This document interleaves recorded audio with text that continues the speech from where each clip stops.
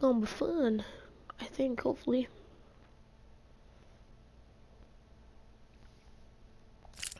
Okay, connecting on services, blah blah blah.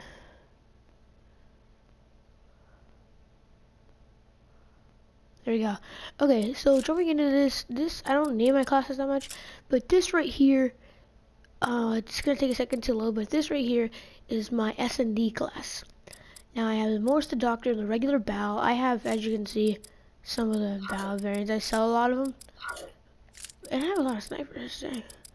But yeah, so I just got the Doctor. I had the Silver Bullet for a while, so I would put this. But if you guys, and I play competitive, so I know it's a good attachment. You guys can do what you want, but then if you guys, let's say, want overclock, you delete that. And I think you don't really need stock, I think, but it's not that important. Then you can put on like a mute and a stun.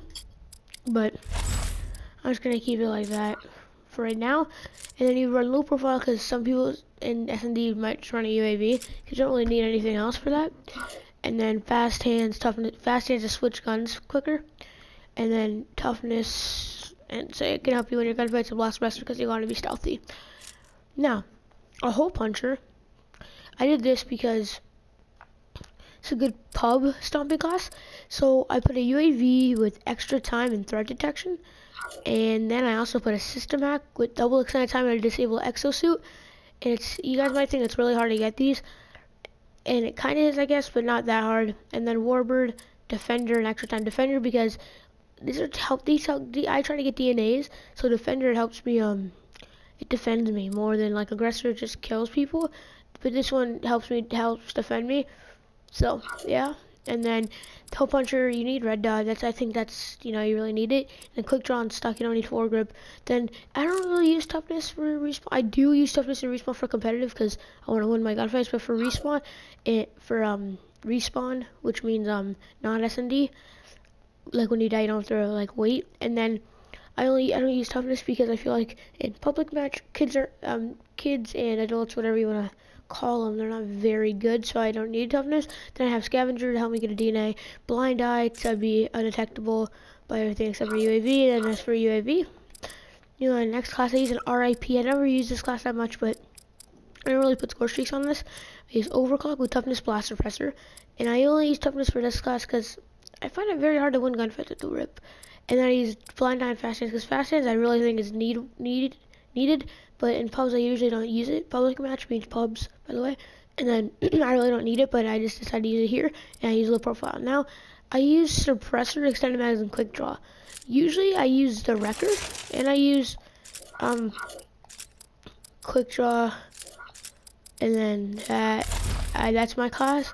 But I usually run stock instead of Extended Mags, but I don't have it, because as you can tell, it kind of rips. This reminds me of Ghosts, if you guys haven't played Call of Duty Ghosts. The iron sights are very noticeable. I don't know why I'm reloading. There we go. So yeah, that's gonna be my class. I'll just change that. Now I use a UAV, and I don't know why I have an orbital care package here. It's actually it was for a supply drop. So again, I'm gonna put a UAV and a Warbird Defender. And if you guys are confused why I'm putting all this stuff in, I just mentioned it. I don't know if you guys are skipping through the video, but there you go. And then that's my UAV. That's ASM's pretty overpowered, so that's what I use there. Now I use an Insanity. Now I never really use this class either, so I usually just put on these. I'll put on Defender, but I don't really go for really high kill streaks with my Insanity. I don't know why, because I usually rush with it, and since it's so good, it could get to higher things, but I don't know, it's pretty inconsistent for me. So that's what I run on there. And then here on the Obsidian Steed, you guys can take a second to look at it. This is just what I would actually run in an actual competitive match. Obviously, in competitive, you can't use variants, so I use the regular bow. But I would use all the same perks and X-ability and Exo Launcher for hardpoint and competitive. Now, I just got this video. It's in my OMFG thing. And the only reason I had a delayed reaction is because I actually had my eyes closed. So basically, and as you can see, this is pretty sick. And then yeah, so then I use Blind Eye, low profile, but the Blast Suppressor, Scavenger, Overclock, Systematic UAV, and then Fork and Quick Draw. I don't even have stock yet, that's why. I don't run it. And then so yeah. The same thing for this class, but I haven't really used this class, so I don't have anything on it. Then for this class, I run the same thing as I did. For this battle class, I use the same thing as I used on the Insanity, except that I actually have the aerial assaulter on the UAV. So I use this with extra assist points to disable exosuit, extra time threat detection, and AI control with rockets. It's really good.